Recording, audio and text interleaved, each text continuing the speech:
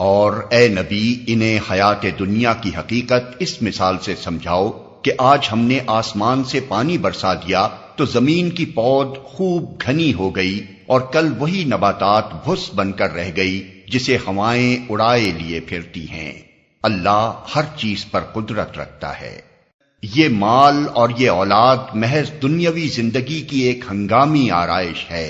اصل میں تو باقی رہ جانے والی نیکیاں ہی تیرے رب کے نزدیک نتیجے کے لحاظ سے بہتر ہیں، اور انہی سے اچھی امیدیں وابستہ کی جا سکتی ہیں۔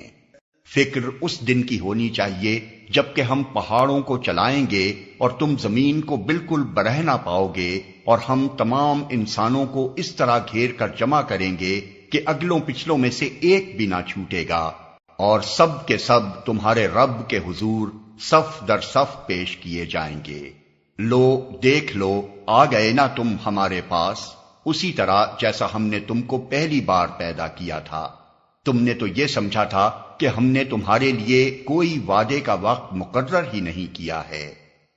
اور نامہ اعمال سامنے رکھ دیا جائے گا۔ اس وقت تم دیکھو گے کہ مجرم لوگ اپنی کتاب زندگی کے اندراجات سے ڈر رہے ہوں گے اور کہہ رہے ہوں گے کہ ہائے ہماری کمبختی، یہ کیسی کتاب ہے کہ ہماری کوئی چھوٹی بڑی حرکت ایسی نہیں رہی جو اس میں درج نہ ہو گئی ہو۔